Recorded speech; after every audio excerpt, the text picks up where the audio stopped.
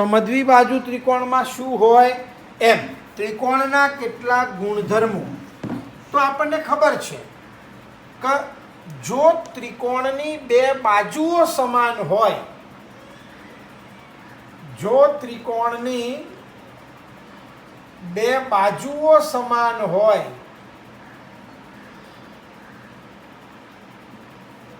तो तेमनी सामेना खूणाओ तेमनी सामेना खूणाओ समान होय। याद राखજો आ एक त्रिकोण हूँ दोरू छूं अहींया आ एक त्रिकोण दोर्यो एनी बे बाजू समान छे, एक AB अने एक AC, तो एनी सामेना आ बंने खूणाओ ए पण समान थाय। एटले जो AB बराबर AC तो खूणो B बराबर खूणो C एम ए समान थाय। एनाथी ऊंधू जो त्रिकोणना बे खूणाओ समान होय तो एनी सामेनी बाजुओ पण समान थाय। आपणे 9मा धोरणमां आ जे उपरनुं छे ने के बे बाजुओ समान होय तो एनी सामेना खूणाओ समान होय, प्रमेय आवतो आपणे प्रमेय 7.2 हतो अने आ एनुं ऊंधू एटले एने प्रतिप्रमेय कहेवाय। एटले जो त्रिकोणना बे खूणाओ समान होय तो तेमनी सामेनी बाजुओ एमनी सामेनी बाजुओ समान होय, એટલે એની સામેની બાજુઓ પણ સમાન હોય એમ। એટલે તમારે મગજમાં એટલું જ બેસાડી દેવાનું, ખૂણા સરખા તો સામેની બાજુઓ સરખી અને બાજુ સરખી તો એની સામેના ખૂણા સરખા એમ। એટલે અહીંયા આ ABC ત્રિકોણ છે એમાં બે ખૂણા સરખા છે B અને C, તો એની સામેની બાજુ એટલે આ AC અને આની સામેની બાજુ એટલે AB। એટલે અહીંયા જો ખૂણો B બરાબર ખૂણો C તો અહીંયા AC બરાબર AB થાય, એટલે એની સામેની બાજુઓ પણ સમાન થાય, યાદ રાખજો। અને આ ત્રીજું સમબાજુ ત્રિકોણ હોય એટલે એની ત્રણેય બાજુઓ સમાન, એટલે એના ત્રણેય ખૂણા સમાન થાય અને ત્રણેય ખૂણાનો સરવાળો 180। એટલે આપણને ખબર છે કે ત્રણેય ખૂણા સમાન અને એનો સરવાળો 180 એટલે ત્રણેય ખૂણા 60 અંશના થાય। એટલે અહીંયા સમબાજુ ત્રિકોણના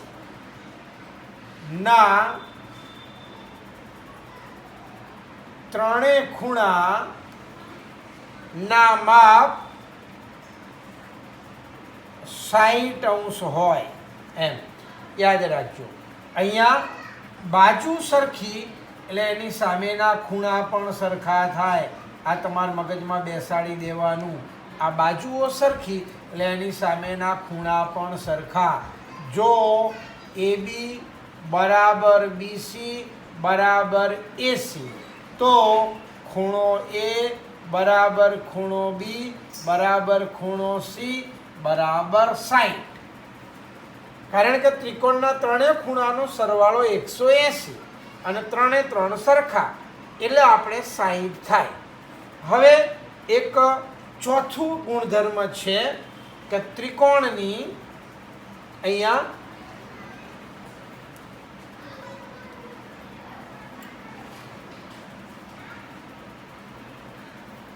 બે બાજુઓ અસમાન હોય, એટલે બે બાજુઓના માપ સમાન ના હોય, એક નાની હોય અને બીજી બાજુ મોટી હોય, તો જે મોટી બાજુ છે એની સામેનો ખૂણો મોટો હોય અને જે નાની બાજુ છે એની સામેનો ખૂણો નાનો હોય, યાદ રાખજો। તો અહીંયા આ ચોથો ગુણધર્મ। જો ત્રિકોણની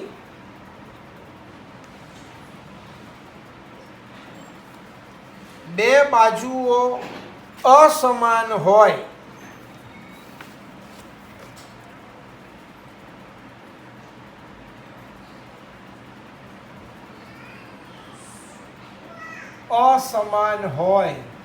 તો મોટી બાજુની સામેનો ખૂણો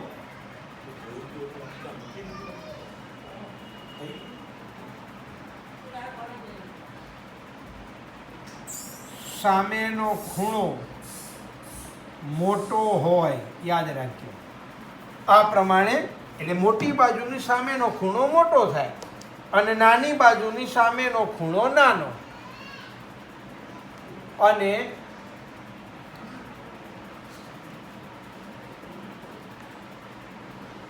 નાની બાજુની સામેનો ખૂણો નાનો હોય, યાદ રાખજો.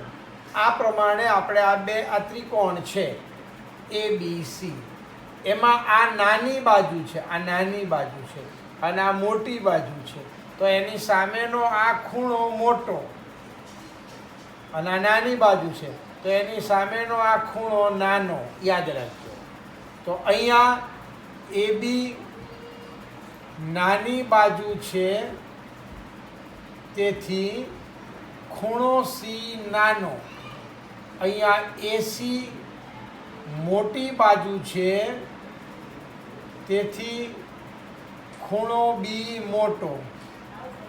એટલે આ તો મેં ભાષામાં લખ્યું, પણ તમને આના ઉપરથી આવું પૂછાય AB લેસ ધેન AC, એટલે AB નાનું AC મોટું, તેથી ખૂણો C લેસ ધેન ખૂણો B એમ. એટલે આ નાની બાજુની સામેનો ખૂણો નાનો, મોટી બાજુની સામેનો ખૂણો મોટો, યાદ રાખજો. હવે કોઈ પણ ત્રિકોણમાં સૌથી મોટો, આનાથી ઊંધું, સૌથી મોટો ખૂણો હોય તો એની સામેની બાજુ પણ સૌથી મોટી થાય, યાદ રાખજો. આ પાંચમું. કોઈ પણ ત્રિકોણમાં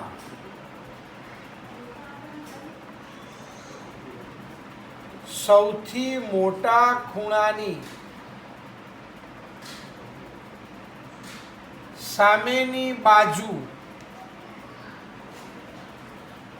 સૌથી મોટી થાય. એવી જ રીતના કે સૌથી નાના ખૂણાની સામેની બાજુ સૌથી નાની થાય. સૌથી નાના ખૂણાની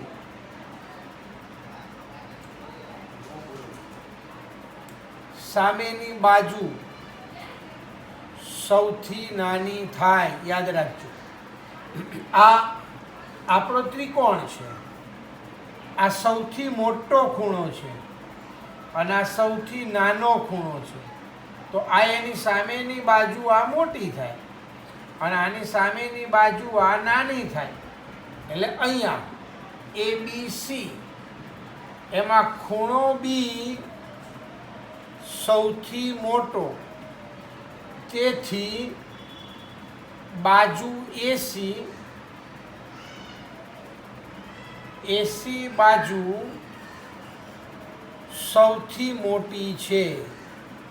અને એવી રીતના આ ખૂણો C સૌથી નાનો, તેથી AB બાજુ સૌથી નાની છે. બરોબર. આ આપણને ખબર હોવી જોઈએ, આ પુનરાવર્તન ચાલે છે અને આપણે આ ખાસ ભણ્યા છીએ, યાદ રાખજો. હવે જે તમને હું ભણાવું છું એ ખાસ ત્રિકોણ છે. તમને 3 માપ આપ્યા હોય અને એ માપ ઉપરથી આપણે નક્કી કરવાનું છે કે એ ત્રિકોણના માપ છે કે નહીં, ત્રિકોણ શક્ય છે કે નથી. તો એના માટે ખાસ યાદ રાખજો કે બે બાજુના માપનો સરવાળો, ત્રિકોણની કોઈ પણ બે બાજુઓ હોય તો એના માપનો સરવાળો ત્રીજી બાજુ કરતાં વધારે હોય. આપણે 9મા ધોરણમાં પ્રમેય આવતો તો 7.8. આ આપણી છઠ્ઠો ગુણધર્મ. ત્રિકોણની કોઈ પણ બે બાજુઓ ના માપનો સરવાળો ત્રીજી બાજુ કરતાં હંમેશા ત્રીજી બાજુ કરતાં વધારે હોય છે. જો વધારે ના થાય, ઓછો થાય અથવા એના જેવડો થાય તો એ ત્રિકોણ ના હોય, એમ યાદ રાખજો. બરોબર? એટલે આ ખાસ મગજમાં રાખજો કે બે બાજુનો સરવાળો ત્રીજી બાજુ કરતાં વધારે જ હોય અને ત્રિકોણની કોઈ પણ બે બાજુની બાદબાકી એ ત્રીજી બાજુ કરતાં નાની હોય અને ત્રિકોણની કોઈ પણ બે બાજુઓની બાદબાકી એટલે તફાવત, અને એ પાછો ધન તફાવત, બાદબાકી એ ત્રીજી બાજુ કરતાં નાની હોય. યાદ રાખજો. એટલે હવે દાખલા તરીકે આમાં સમજજો કે નીચેના માપોમાં કયા માપો ત્રિકોણ બનાવે છે તે શોધો. હવે આપણને એક આવું માપ આપ્યું છે. દાખલા તરીકે 4, 5 અને અહીંયા 7 આપ્યું છે. તો આપણે શું કરવાનું કે સૌથી મોટી બાજુને અલગ રાખવાની અને બાકીની બે બાજુનો સરવાળો કરવાનો. એ સરવાળો જો પેલી ત્રીજી બાજુ કરતાં મોટો હોય તો સમજી લેવાનું કે ત્રિકોણ બને. અહીંયા આની અંદર 4 + 5 એટલે 9, એ ગ્રેટર ધેન 7, ત્રીજી બાજુ કરતાં મોટો છે, તેથી ત્રિકોણ બને છે. આ ત્રિકોણ બને એમ. બીજું દાખલા તરીકે આ પ્રમાણે આપ્યું છે આપણને 6, 3 અને 9 આમ આપ્યું છે. તો આપણી લેજો આ સૌથી મોટી બાજુ 9 છે, તો અહીંયા 6 + 3 = 9. આ 9 છે એટલે આ ગ્રેટર ધેન 9 નથી, એના જેટલું જ થયું, એટલે તેથી ત્રિકોણ ન બને. યાદ રાખવાનું. એનાથી સરવાળો મોટો થાય તો જ ત્રિકોણ બને. આ પ્રમાણે આપ્યું છે. ત્રીજું દાખલા તરીકે 3, 4 અને 8. તો અહીં આગળ 3 + 4 = 7 ઇઝ નોટ ગ્રેટર ધેન 8. આ ત્રીજી બાજુ કરતાં સરવાળો મોટો નથી, તેથી ત્રિકોણ ન બને. યાદ રાખવાનું. આ ખાસ નાના બે માપનો સરવાળો ત્રીજી બાજુ કરતાં મોટો થાય તો જ ત્રિકોણ બને. આટલું તમારે યાદ રાખવાનું. બરોબર? પછી કાટકોણ ત્રિકોણમાં 7મી ગુણધર્મ.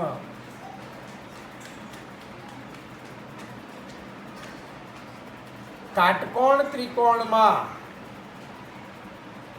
કર્ણ સૌથી મોટી બાજુ છે. સવાલ થાય કેમ સાહેબ કર્ણ સૌથી મોટી બાજુ થાય? તો આપણને ખબર છે કાટકોણ ત્રિકોણની અંદર મેં દોર્યા આ કાટખૂણો એટલે 90 થયો. એટલે હવે એના ABC આ બાકીના જે બે ખૂણા છે એ હંમેશા 90 કરતાં નાના જ હોય, કારણ કે ત્રિકોણના ત્રણેય ખૂણાનો સરવાળો 180 થાય. એમાં એક 90 આપી દીધો છે, એટલે આ બંને 90 કરતાં નાના હોય. એટલે આ ત્રિકોણમાં સૌથી મોટો ખૂણો 90 થયો, એટલે એની સામેની બાજુ આને કર્ણ કહેવાય. એટલે આ કર્ણ સૌથી મોટી બાજુ થાય. તો અહીંયા યાદ રાખવાનું, કાટકોણ ત્રિકોણમાં કાટખૂણો સૌથી મોટો છે, તેથી તેની સામેની બાજુ કર્ણ એ સૌથી મોટી બાજુ થાય.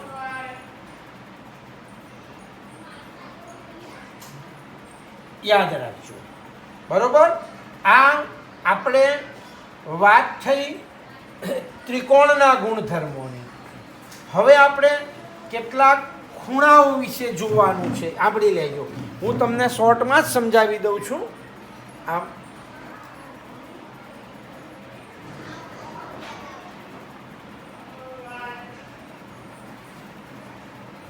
ખૂણાઓ, તો ખૂણાઓમાં યાદ રાખજો કે આપણને ખબર છે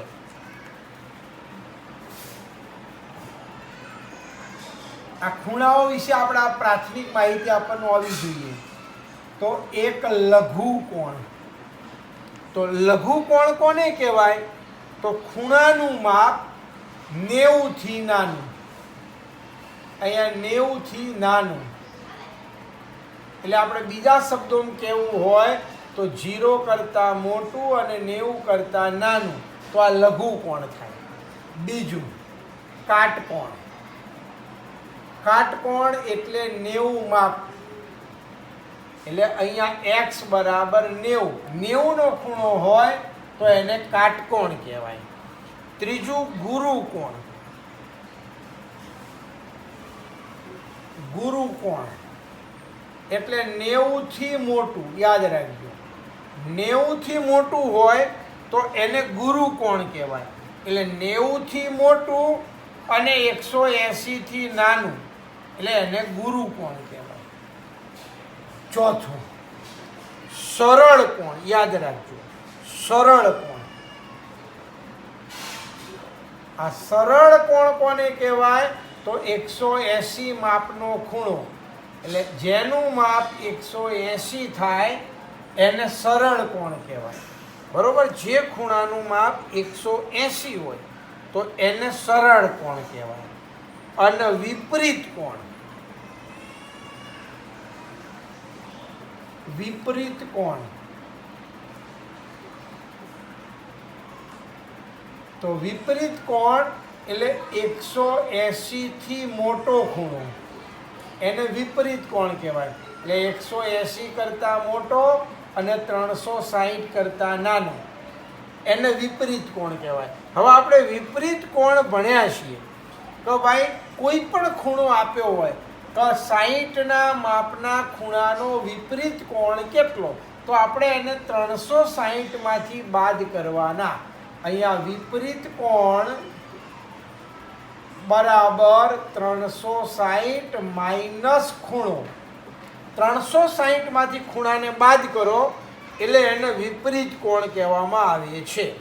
હવે આપણે આસન્ન કોણ, એટલે આસન્ન કોણ. તો આસન્ન કોણ કોને કહેવાય? તો યાદ રાખજો કે કોઈ પણ બે ખૂણા, આ એક ખૂણો આપેલો છે, એની અંદર કોઈ પણ બિંદુ આપેલું છે. આ ABC ખૂણો છે, એની અંદર D બિંદુ છે. તો આ અંદર આવેલું છે એટલે એના લીધે આ બે ખૂણા બન્યા. તો આ બે ખૂણાનો સરવાળો જો આખા ખૂણા બરોબર થાય તો આને આસન્ન કોણ કહેવાય.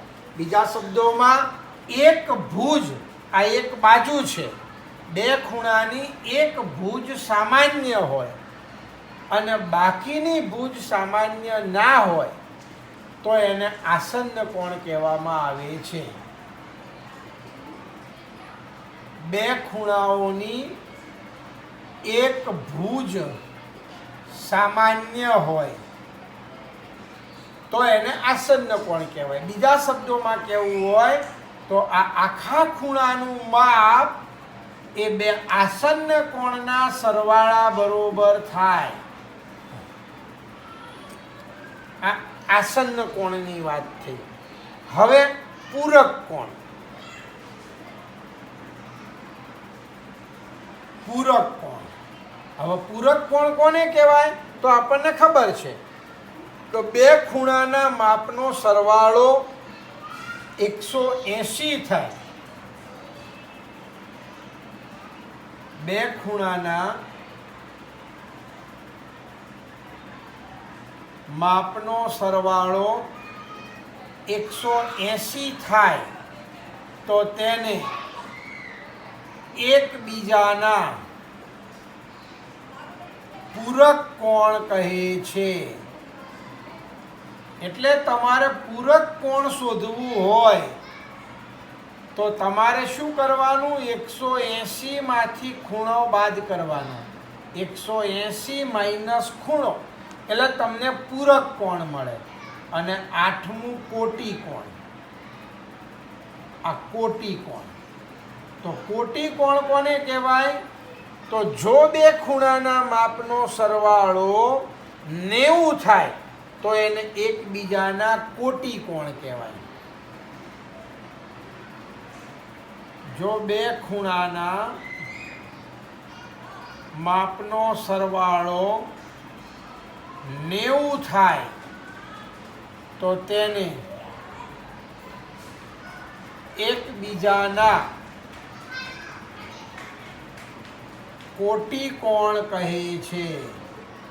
એટલે હવે આપણે કોટી કોણ શોધવું હોય તો એને 90 માંથી બાદ કરવાના. 90 માઇનસ ખૂણો એટલે આપણને કોટી કોણ મળે. યાદ રાખજો. હવે અહીંયા જો એક સામાન્ય ભુજ હોય બંનેમાં તો એને આસન્ન ખૂણા કહેતા હતા. એમ જો બે સામાન્ય ભુજ કહેવાનો મતલબ બંને ભુજ પરસ્પર વિરુદ્ધ કિરણો હોય તો એને અભિકોણ કહેવાય. હવે 9મું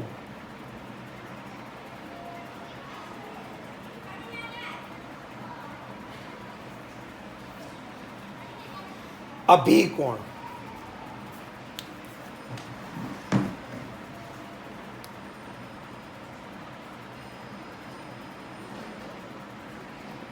અભિકોણ તો એની અંદર આ બંને ભુજ પરસ્પર વિરુદ્ધ કિરણો હોય તો એને આ સામસામેના ખૂણા આ AB અને આ CD તો આ O બિંદુ છે તો આ ખૂણો ને આ ખૂણો તો એને અભિકોણ કહેવાય. સામસામેના ખૂણા એટલે બંને ભુજ વિરુદ્ધ કિરણો હોય. વિરુદ્ધ કિરણો હોય બરોબર.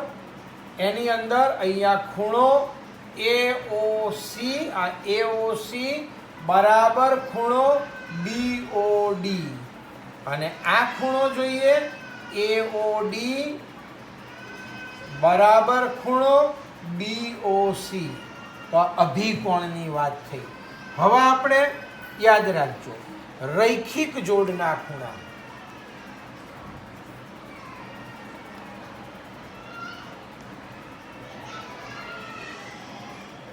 રૈખિક જોડના ખૂણા એમાં એક ભુજ સામાન્ય હોય અને બાકીના બે ભુજ પરસ્પર વિરુદ્ધ કિરણો હોય. યાદ રાખજો આ AB છે અને આ C છે તો એક ભુજ સામાન્ય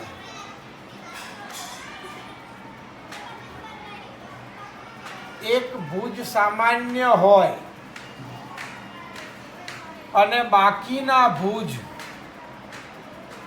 વિરુદ્ધ કિરણો હોય.